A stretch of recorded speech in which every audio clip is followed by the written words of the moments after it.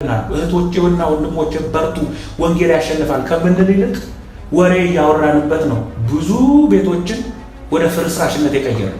የስንቱ ሰው ህይወት ነው ፌስቡክ በሚወረውረው ጦር፣ ዩቲዩብ በሚወረውረው ጦር የስንቱ ትዳር ነው የተናገረው፣ የስንቱ ህይወት ነው የከረከሰው። እህቶቼና ወንድሞቼ ዘመኑ ዋጁ፣ ቀኖቹ ክፎች ናቸው።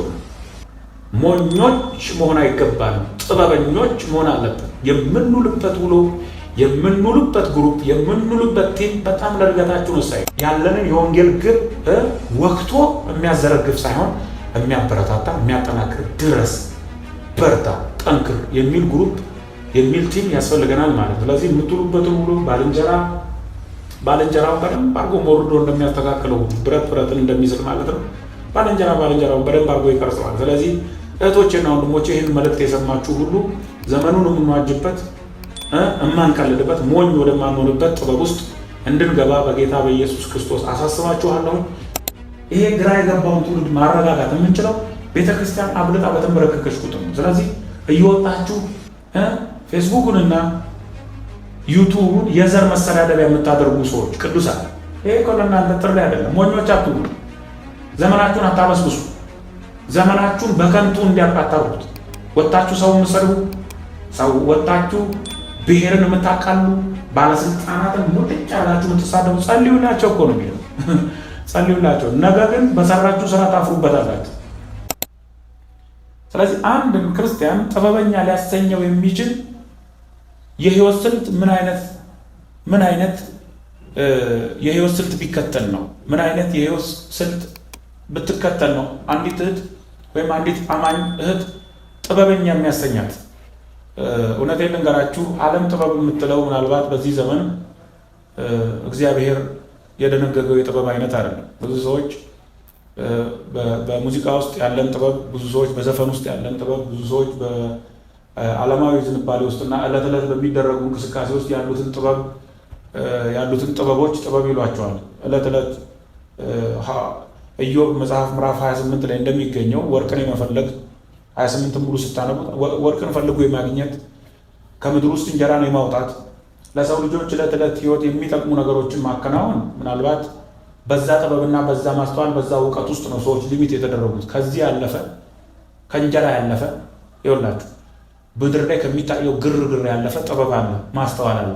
ያችን ጥበብ እግዚአብሔርን መፍራት፣ ሰማይ እንዳለ እግዚአብሔር ዙፋኑን በሰማይ እንደመሰረተ ለሰው ልጆች ሁሉ እንደየስራቸው እንደሚከፍል የሚያውቅ ጥበብ፣ ማስተዋል የተባለችው ከኃጢአት የመራቅ ህይወት ማለት ነው። ስለዚህ የዚህ አይነቱን ጥበብ ሳይሆን ዓለም የምትከተለው አሁን ታይቶ አሁን የሚመክነውን ነው። ሱሪ ዝቅ አድርጎ መሄድ፣ ትልልቅ መጽሐፍቶችን መሸከም፣ ፂም ማስረዘምና ፀጉር እንደዚህ አንጨባሮ ወደ ላይ መሄድ፣ የተለያየ ነገር ሰው ተማርኩ ባለ ቁጥር አወቅኩ ባለ ቁጥር በላይ የሚታየውን ይሄ ፊዚካል አፒሪያንሱ ላይ የሚታየውን እንኳን ነገር ሁሉ ይቀይራል። በጣም ይገርመኛል። እጅግ ወደ ወደቀ እጅግ ወደ ወረደ ማንነት ውስጥ የሚገቡ ሰዎች አሉ። እኛ እናውቃለን የሚሉ ሰዎች። ክርስቲያኖች ግን እንደዚህ ሊኖሩ አልተገባቸውም። እዚህ ጋር ሆነው ፍጻሜያቸውን ያውቃሉ ክርስቲያኖች። ምክንያቱም ይሄ ካርታ እጃቸው ላይ አለ፣ ይሄ መመሪያ እጃቸው ላይ ስላለ ማለት ነው። ስለዚህ በኤፌሶን ለሚገኙ ቅዱሳን ክብር ለኢየሱስ ይሁን። እባካችሁ ይሄንን መልእክት የምትከታተሉ እህቶቼና ወንድሞቼ ስሙኝ። ጊዜ እንደሌለው ሁሉን ነገር ዛሬ ለማከናወን እንደቆረጠ ልብ፣ ጨካኝ እንደሆነ ከእግዚአብሔር ጋር እንደሚጓዝ ልብ፣ እንደዚህ አይነት ስብዕና ያለው ሰው ሆናችሁ እንድትገለጡ ነው ምለምናችሁ። ያለ ዓላማት ኑሩ፣ ያለ ጥበባት ኑሩ። በነገራችን ላይ ዛሬ ማክሰኞ ቢሆን ወይም ደግሞ ዛሬ ሮብ ቢሆን አንዳንድ ሰዎች አስተሳሰብ የሞኝነታቸው ጥግ ሮብ ፖዝ አድርጎ ሳይንቀሳቀስ ቢቀር የሚመስላቸው ሰዎች አሉ። ሁሉ ነገር ቁጭ የሚልላቸው። ዘመን የሚባለው ነገር ተንቀሳቃሽ ነው፣ ይሄዳል፣ ይቀየራል። ጊዜዎች እየሮጡ ነው የሚሄዱት። በዛው ልክ የሰው ልጅም እድሜ እየጨመረ ይሄዳል። ከታቀደለት ጠርዝ ሊያልፍ አይችልም። ሁሉ ነገር ያከትማል። በማያልፈው ነገር ላይ ህይወታችንን ብናኖር መልካም ነው። ይሄም የኢየሱስ ክርስቶስ ወንጌል ነው እና እንግዲህ እንደ ጥበበኞች እንጂ ጥበብ እንደሌላቸው ሳይሆን እንዴት እንድትመላለሱ በጥንቃቄ ተጠበቁ። ቀኖቹ ክፉዎች ናቸው። ዘመኑን ዋጁ። እግዚአብሔር የሰጠንን ጊዜ የመቆጣጠር ጥበብ ማለት ነው። እግዚአብሔር የሰጠንን ጊዜ የመጠቀም ጥበብ ማለት ነው። ይህን ስናገር እየተሯሯጥኩ ልገልጥበት በሚችለው ነገር ሁሉ በገልጥላችሁ ደስ ይለኝ ነበረ። አንዳንድ ሰዎች ብቻ ሳይሆን ዓለም በዚህ ሰዓት ከተበደለችበትና እጅግ ከወረደችበት የሰው ልጆች ከዘቀጡበት ነገር አንዱ ጊዜን በአግባቡ ያለመጠቀም፣ ጊዜን ዌስት ማድረግ፣ ጊዜን ማባከን፣ ጊዜን መግደል የታወቀ ነው። ሰዎች ለምሳሌ እንደ ቀልድ 4 ሰዓት ካፌ ውስጥ ይቀመጣሉ፣ 3 ሰዓት ይቀመጣሉ፣ 2 ሰዓት ከምናምን ይቀመጣሉ። በእነዚህ ሰዎች ህይወት ውስጥ በጎዳና የሚቀመጡ፣ በቅያስ ውስጥ የሚቀመጡ፣ ያለ አግባብ ከሰው ጋር ሪሌሽንሽፕ የፈጠሩ፣ ዕለት ዕለት በሚባክን ህይወት ውስጥ የሚያልፉ ሰዎችን ካያቸዋቸው ዓላማ የሚባለው ነገር በህይወታቸው፣ ግብ የሚባለው ነገር በህይወታቸው ላይ እንግዲህ እንጀራን እንድንጠግብ አይናችንን እንድንከፍት አይደል መጽሐፍ ቅዱስ የሚነግረን? የምሳሌ መጽሐፍ ምዕራፍ 19 እና ምዕራፍ 20 መመልከት ለዚህ በቂ ነው። ድሃ እንዳንሆን እኮ እንቅልፍን ከኛ እንድናስወግድ እንጀራ እንድንጠግብ ደግሞ አይናችንን እንድንጠግብ ደግሞ አይናችንን እንድንከፍት የማለዳ ሰዎች እንድንሆን እንድንተጋ ከረፈደ ብትነቁ ምንም አይሰራላችሁ። እህቶቼና ወንድሞቼ እግዚአብሔር የሰጠህ ጊዜ አሁን ነው። እግዚአብሔር የሰጠህ ጊዜ አሁን ነው። አገልጋዮች ሆይ በሚገባው ኢየሱስ ክርስቶስ ወዳችሁ የምታገለግሉበት ጊዜ ይሄ ነው። የምናውደለድልበት እጅግ በበደል ስርዓት ውስጥ የምንኖርበት ጊዜ ሳይሆን እውነትን ነገር እናገራለሁ ዛሬ ከሐሰት ጋር ጥቂት ሙድ ሊያዝ የምንልበት ጊዜ አይደለም። ክብር ለኢየሱስ ይሁን። በጣም ስሙኝ። ይሄ አግሬሲቭሊ ልንሰራበት ከሚገባ ነገር አንዱ ይሄው የምታዩት የፌስቡካችሁ፣ ይሄው የምትመለከቱት የዩቱብ ጉዳይ። ሰዎች እንደዚሁ ዝም ብለው ጌታ ኢየሱስ ክርስቶስ በማይከብርበትና መንፈሳዊ ህይወት ልቀት በማያገኝበት ነገር ውስጥ ህይወታቸውን ያገኙታል። ቀኖቹ ክፉዎች ናቸው ይላል። ቀኑን ክፉ ያደረገው ምንድን ነው? የሰው ድርጊት ነው። ከአጋንንት ጋር አብሮ የሚሰራው የሰው ልጅ ህይወት ወይም ለአጋንንትና ለክፉ ኃይላት እድል የሰጠው የሰው ልጅ ህይወት ቀኑን እንዲከፋ አድርጎታል። ሮብ የሚባለው ቀን በራሱ ክፉ አይደለም። የሚውሉበት ሰዎች ግን ዝንባሌያቸውን ከአጋንንት ጋር ካደረጉ ቀኑን ያከፉታል። ለምሳሌ ጠዋት ሲወጡ እንደ ጌታ እንደ ኢየሱስ ክርስቶስ ወንጌል አማኝ በስርዓቱ ዛሬ መኪናዬን እያሽከረከርኩ ሰዎችን በሚያንጽ ውሎ እውላለሁኝ ብሎ ያልቆረጠ ክርስቲያን ዘመኑን ይዋጀዋል ብዬ አላስብም። ሲወጣ መላከፍ ይጀምራል። ከዛም ጋር ሲጋጭ፣ ቀድሞ ሰው ላይ ሲገባ፣ ምን ሲያደርግ ዕለት ዕለት የምናደርጋት እንቅስቃሴ በሙሉ ዘመንን የመዋጀት ወይም ያለመዋጀት ምልክት በህይወታችን ታሳያለች። ዘመኑን የሚዋጀው ሰው እንዴት አይነት የህይወት ስልት መኖር እንዳለበት ዕለት ዕለት ያውቀዋል። ዘመኑን የማይዋጅ ሰው ግን ላይክ በደመነፍስ እንደሚኖሩ እንስሳት የሚኖሩበት ህይወት ነው። ይነጋለታል፣ ይመሽለታል፣ ይነጋለታል፣ ይመሽለታል፣ ይወጣል፣ ይገባል። እንደዚህ ብዙ ሰው ክርስቲያኖች በዚህ ጊዜ ያልነቁት ነገር ቢኖር ይህንን ጉዳይ ነው። ሰይጣን በሚያስገርም ሁኔታ ዘመናቸውን እየበላባቸው። ለዚህ እኮ ነው ዘመኔ አይበላም ብለን መዘመር ያለብን። ዘመኔ አይበላም ብለን ቆርጠን መውጣት ያለብን። ዘመኔ አይበላም ብለን ከአሁኑ ለእግዚአብሔር ስራ ታጥቀን መኖር ያለብን። ስለዚህ ዘመኑን ዋጁ፣ ቀኖቹ ክፉዎች ናቸው። ስለዚህ የጌታ ፍቃድ ምን እንደሆነ አስተውሉ እንጂ ሞኞች አትሁኑ። በቀኑ ላይ የጌታ ፍቃድ ለእኔና ለእናንተ ምንድን ነው? ምን እንድናደርግበት ነው እግዚአብሔር የፈለገው? ለምሳሌ እኔ በጣም የሚገርመኝ ነገር የነ ሁሉ አማራጭ ቡድን አለ። የነ ሁሉ አማራጭ ቡድን ምንድን ነው? ቦክሰኛ ሳይ ቦክሰኛ የሚያምረው፣ አትሌት ሳይ አትሌት የሚያምረው፣ ዋና ተናጋሪ በቃ በጣም ሚሊማውዝ የሆነ በቃ አዳላጭ ምላስ ያለው ወይም ደግሞ አፈቂቤ ሲያይ አፈቂቤ መሆን የሚመኝ መናገር የሚመኝ። አይታችሁ ከሆነ ሰዎች ዕለት ዕለት በሚመጣው አየር ነው የሚወሰዱት። ንፋስ ነው የሚወስዳቸው። አቋም የላቸው። ሞኝ የሆነ ሰው እንደዚህ ነው የሚኖረው። ከሰኞ ጀምሮ እስከ እሑድ ድረስ፣ ከሰኞ እስከ ሰኞ፣ ከእሑድ እስከ እሑድ በሞኝነት ሰው የሚኖርበት ዘመን ቢኖር ይሄ ዘመን ነው። አታላቅ ዘመን ነው። ምክንያቱም ሰዎች በሚያዩት ነገር የሚወሰዱበት፣ በሚሰሙት ነገር የሚወሰዱበት፣ በእያንዳንዱ ነገር ውስጥ ከዓላማቸው የሚጎሉበት ነገር እየተከሰተ ነው ያለ። ቅዱሳን ሆይ፣ የምታገለግሉ አገልጋዮች ሆይ ዘመኑን እየዋጀን ቀኖቹ ክፉ ከሆኑ ነገር ግን ዘመኑን የምንዋጅ ከሆነ የምንሰራበትን ነገር ማወቅ ማለት ነው። ሚኒንጉ ሮብ በሚባለው ቀን እግዚአብሔር በሰጠኝ ቀን ምን ላደርግበት? ሐሙስ በሚባለው ቀን ምን ላድርግበት? ለምሳሌ እኔ ከራሴ የህይወት ልምድ ተነስቼ ልንገራችሁ። የህይወትን ምስክርነት መናገር ጥሩ ነው። አገልግሎት ከጀመርኩበት ጊዜ ጀምሮ አሁን ድረስ እማምነው እኔ ጥሩ እንደው የተሳካለት የወጣ ጥሩ የሚያገለግል አገልጋይ፣ ጥሩ የሚዘምር ወይ ጥሩ ምናምን ጥሩ ምትሉ እንደዛ እኔ ብዬ አላምንም። ዕለት ዕለት የሮሜ መጽሐፍን፣ ዕለት ዕለት የኤፌሶንን መጽሐፍ፣ ዕለት ዕለት የማቴዎስ ወንጌል መጽሐፍን በማንበብ እግዚአብሔር እውቀት እንዲሰጠኝ የምለምንበት ጊዜ እንጂ ነጠላ በሆነችና እዚሽ ግቢ በማትባል ታይታ በምጠፋ ነገር ውስጥ የምመካበትን ጊዜ እንዲይዝ አልፈልግም። ዕለት ዕለት ጌታ ያሳድገኝ የሚል ነገር ነው ጌታን ምለምነው። ስለዚህ አንዱ ዘመኑን የሚዋጅ ሰው ዝንባሌው ምንድን ነው ካላችሁ፣ እንዳደገ ሳይሆን የሚያስበው እግዚአብሔር እንዲያሳድገውና በመልካም ነገር እየጨመረ እንዲሄድ ነው ሁሉ ጊዜ የሚያስበው ይሄ ሰው። ስለዚህ ሞኞች አትሁኑ። የጌታ ፍቃድ ምን እንደሆነ አስተውሉ። እህቴ ሆይ ለአንቺ የጌታ ፍቃድ ምንድን ነው? ወንድሜ ሆይ ለአንተ የጌታ ፍቃድ ምንድን ነው? ለምሳሌ የጌታ ፍቃድን በሁለት እንክፈለው። አንደኛ ጠቅላላ ፍቃዱ የሚል አለ። ከዛ ኢንዲቪጁዋል ወይም ደግሞ ለየግላችን ያለው የእግዚአብሔር ፍቃድ ማለት ነው። ጠቅላላ ፍቃዱ ምንድን ነው? ቅዱሳን ሁሉ እንዲቀደሱ፣ ወንጌልን እንዲያምኑ፣ ጌታ ኢየሱስ ክርስቶስን በማመን ወደሚገኝ የዘላለም ሕይወት እንዲደርሱ፣ ሰይጣንን በደንብ አድርገው እንዲበቀሉ፣ የእግዚአብሔርን ቃል በመመርመር ለሌሎች ብርሃን እንዲሆኑ ስነግራችሁ እንደነበረው ጨው እንዲሆኑ። ይሄ እግዚአብሔር ለቅዱሳን ያለው ጠቅላላ ፍቃዱ ነው።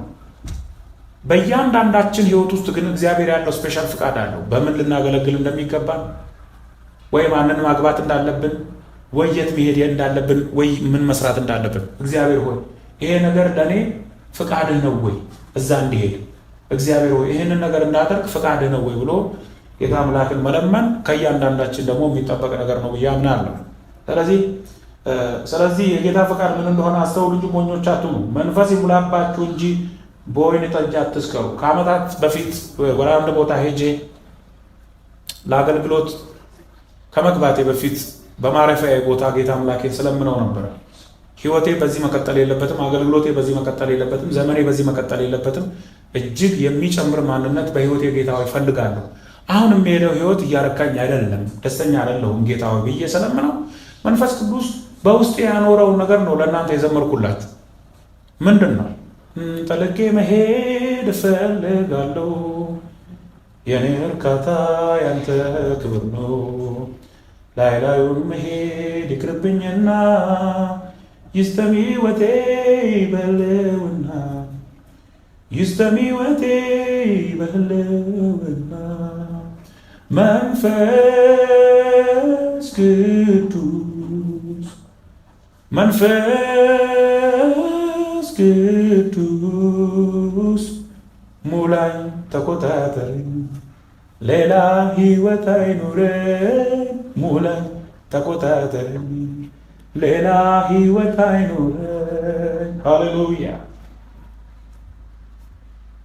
ይህንን ክፍል በማነብበት ጊዜ ነው መንፈስ ቅዱስ ይህንን መልእክት የለቀቀልኝ እና ዘመኑን የሚዋጅ ሰው አንዱ በተገኘው አጋጣሚ ሁሉ የእግዚአብሔር ነገር ነው የሚያስተናግደው፣ ሌላ ነገር የለውም። እኛ የእግዚአብሔር አገልጋዮች፣ የእግዚአብሔር ሕዝቦች፣ የእግዚአብሔር ቃል አምባሳደሮች ከሆንን ዕለት ዕለት ሁል ጊዜ ሕይወታችን የሚናበበው ከእግዚአብሔር ነገር ጋር ነው። ስለዚህ ሞኝ የመሆን ውጤት ምንድን ነው? ዕለት ዕለት በሚከስር ሩይን ብሎ የሚናገር የእንግሊዝኛ ቃል አለ። ይሄ መበስበስ፣ መምከን፣ መጥፋት የሚለውን ነገር ይዘን የእንግሊዝኛ መደበኛ ትርጉሞችን ስናነብ ይህንን ነው። ዘመኑን እንዲሁ ቁጭ ብሎ የሚያበሰብስ ሰዋል። ምንም ችግር የለበት። 5 ዓመት አለፈበት፣ 3 ዓመት አለፈ፣ 10 ዓመት አለፈበት። ምንም እኔው በጣም የሚገርመኝ በእህቶችና በወንድሞች መካከል ያለው ኮሚኒኬሽን ይገርመኛል። አንዳንድ እህቶች ስለ እጮኝነት ሲያስቡ የእግዚአብሔር ፍቃድ ያለበት፣ እግዚአብሔር የሚከብርበት፣ ወንጌል ከፍ የሚልበት፣ ጨው መሆንበት፣ ብርሃን መሆንበት የሚል ሳይሆን ሁሉ ጊዜ የምናስበው ስለሚበላና ስለሚጠጣ ምድራዊ ነገር ስለሆነው ታይቶ ስለሚጠፋው ነገር ነው የምናስበው። ስለዚህ ምን አለው፣ ምን አላት፣ እንዴት ነው፣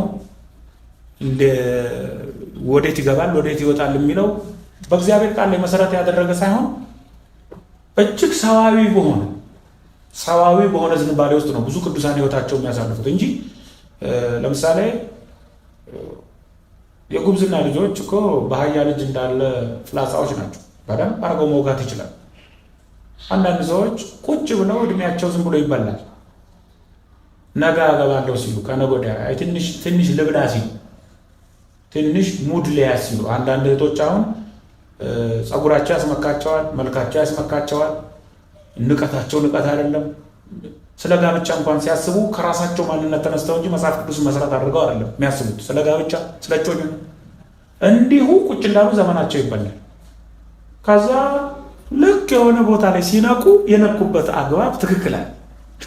ስለዚህ ሲለምናት የነበረ ሲለማመጣት የነበረ ሰው ዞር ብሎ አያትም። ከዛ በኋላ ስትለምነው ስትለማመጠው ነበር። ነገር ግን ከዛ በኋላ ዞር ብላ አታየው፣ ተሸሸዋል። ሁኔታዎች ቁጭ ብለው የሚጠብቁን አይደሉም። እስፔሻሊ ስለ ወንጌልና ስለ አገልግሎት በጌታ በእግዚአብሔር መንግስት ውስጥ ስንኖር የምናሳልፈውን ህይወት ዕለት ዕለት ካሰብን ወዳጆቹ ጊዜ የለንም። ይሄ የመጨረሻው ጊዜ ነው። ጠርዝ ላይ ቆመናል። ምልክቶቹን ሁሉ ይዋቸው። ጭንቅ ነው። ነገ በዓለም ምን ይመጣበት ይሆን ብሎ ሰው በመጨነቅ እንዲህ ታንቆ ያለበት ጊዜ ነው። ለሰው ልጅ ሰላም የለውም። ለሚወጣውና ለሚገባው ሰላም የለውም። በዚህ ጊዜ ግን ኢየሱስን የሚያምኑ ሰዎች እንዴት ነው መኖር ያለባቸው? ዘመኑን እየዋጁ ቀኑ ላይ ገዢ ሆነው ቀኑ ላይ የሚሰለጥነው ክፉ መንፈስ ሳይሆን ክፉን በመልካም እያሸነፉ ብርሃን የሚሆኑበትን ክፉን በመልካም እያሸነፉ ጨው የሚሆኑበትን ዝንባሌ እንዲይዙ አበረታታለሁ። መጽሐፍ ቅዱስ የሚነግረን ይሄ ነው። ስለዚህ ከኤፌሶን መጽሐፍ አንጻር ይሄንን 5ኛው ምዕራፍ ጥቂት ተናግሬያለሁ ለኢንትሮዳክሽን ያክል። ነገር ግን በዚህ በፌስቡክ እና በዩቱብ ቻናል ከዚህ በኋላ የኤፌሶንን መጽሐፍ ከምዕራፍ 1 ጀምሬ እስከ 6ኛው ምዕራፍ ድረስ ማስጠናትና ጥቂት ደቂቃዎች የእግዚአብሔርን ቃል ከዛ እየተነሳው መናገር ቀጥላለሁ ማለት ነው። ይሄንን ካልኩ ዘንድ ጥቂት ነገር ላክልበትና ለዛሬ ያለኝን ነገር መጨረስ ፈልጋለሁ። አሁንም እንዴት አድርገን እግዚአብሔር የሰጠንን እድል እንጠቀም፣ እንዴት አድርገን ዘመኑን እንዋጅ ሲባል ስራችን እና ተግባራችን ለዚህ ጉዳይ ወሳኝ የሆነ ሚና አለው። እኔ ዘመኑን እንዋጀው በእንደዚህ አይነት ነገር ነው ብሎ የሚወጣ ሰው መጽሐፍ ቅዱሳዊ መሰረት ከሌለው ለዚህ ሰው መልካም አይሆንም። እያንዳንዱ ነገር መዳኘት ያለበት ሜዥራይዝ መደረግ ያለበት በእግዚአብሔር ቃል ነው። ስለዚህ እንደ አንድ ክርስቲያን የምንውልበትን ውሎ የምንሄድበትን አካሄድ ጠንቅቀን ማወቅ አለብን። ለምሳሌ በሰሞኑ አንዳንድ ነገሮችን ሜዲቴት እያደረኩ ነው። አውሮፕላን ባጃጅ ተራ አይገኝም። የሚበርበት፣ የሚያኮበክብበት፣ የሚያርፍበት፣ የሚነሳበት ቦታ አለው። አግባቡ ነው። እኔ እኮ ግራ የሚገባኝ አንዳንድ ሰዎች በእውነት የሚገርመኝ ማለት ነው ታክሲ ተራ ካልተሰለፍን ብለው የሚያስቸግሩ አውሮፕላኖች አሉ። ግራ እኮ የሚገባ ነገር ይሄ አሁን በህልምም በእውንም ልታዩት የማችሉት ነገር ነው አይደል? ግን እንደተፈጠሩበት ዓላማ የማይኖሩ እንደተፈጠሩበት ዓላማ የማይተገብሩ እንደተፈጠሩበት ዓላማ አቅጣጫቸውን ያላስተካከሉ እህቶችና ወንድሞች አሉ። ክርስቲያኖች ናቸው።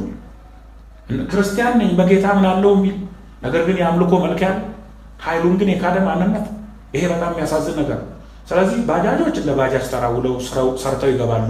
ታክሲዎች እንደ ታክሲ ተራ። አውሮፕላኑ በቦታው ነው የሚያምርበት።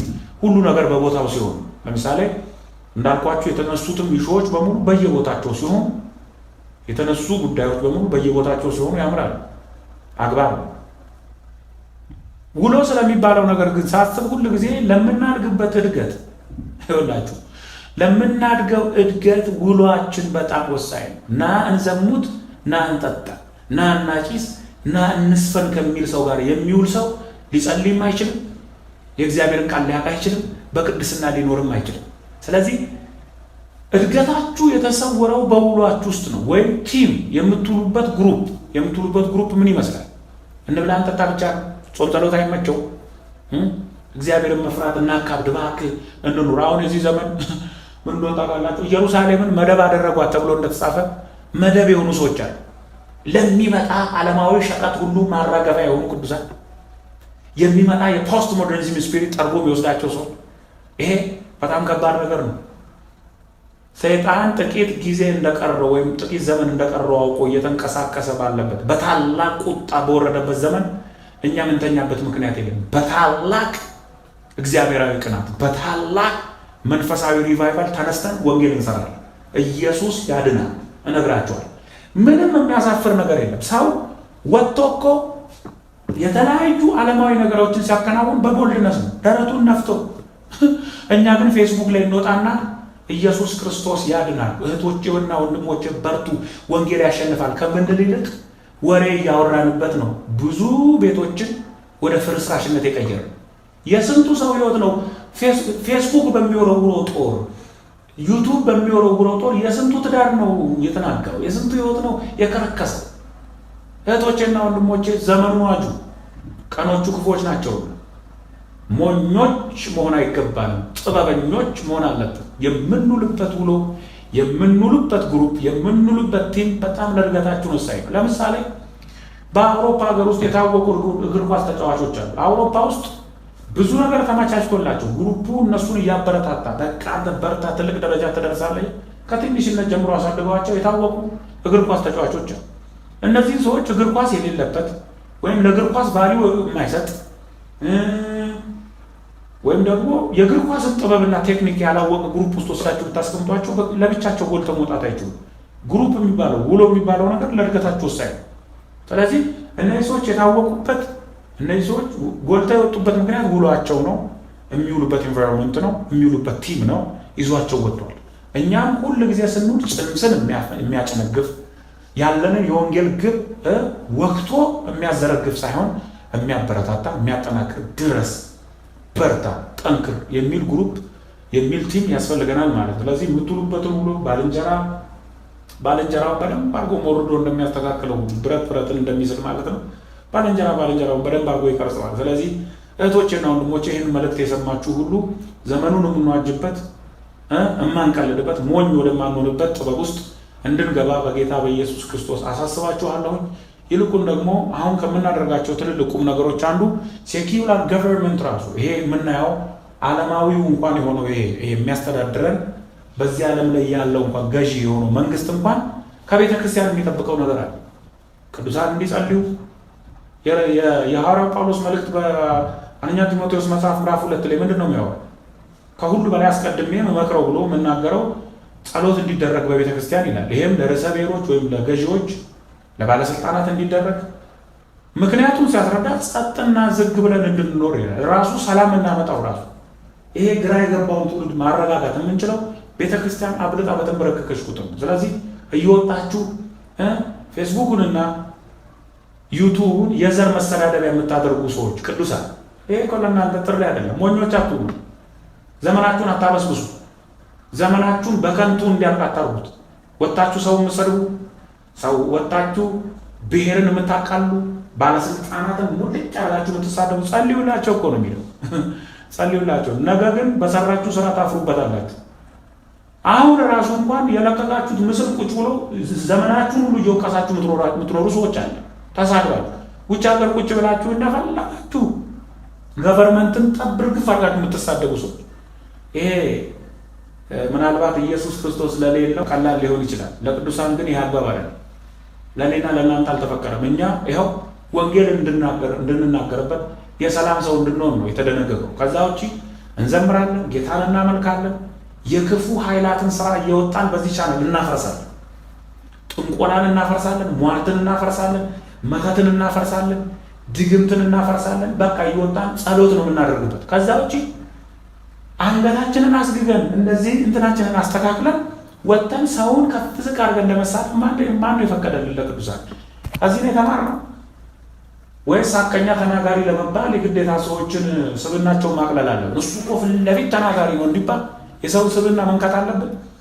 እውነትን በፍቅር እየገለጡ እውነትን በፍቅር መግለጥ ማለት ራሱ ምን ማለት ነው? እሺ እውነትን በፍቅር መግለጥ ማለት ልምጥምጥ እንሁን ማለት ሳይሆን ቦታዋ ላይ ሰዎችን በማያፈርስ መልኩ እውነትን ገልጣችሁ አትደፉ ነው። ስለዚህ ይሄን የእግዚአብሔርን ቃል የያዛችሁ ሁሉ ቅዱሳን ከዚሁ ተነስታችሁ መሰረታዊ የሆነውን የእግዚአብሔርን ቃል ይዛችሁ እውነትን እየገለጣችሁ ይሁን። ስለዚህ ይህንን ነገር እያደረግን ጸጋን እንከፋፈላለን። እግዚአብሔር አምላክ ከእናንተ ጋር ይሁን። በጣም በጣም በጣም የእግዚአብሔርን ነገር አብልጠን የወንጌልን ስራ የምንሰራበት ጊዜ ነው። ስለዚህ በተለያየ አቅጣጫ በተለያየ ቦታ ያላችሁ ቅዱሳን ከእኔ ጋር እግዚአብሔር በሕይወቴ በነፍሴ በመንፈሴ በማንነቴ ውስጥ ካስቀመጠው ከዚህ እውነተኛ ወንጌል ጋር ቀንታችሁ አሜን ቀኝ እጃችንን ሰጥተንሃል ብላችሁ አብራችሁ እንድትቆሙ በጌታ ፍቅር አሳስባለሁ።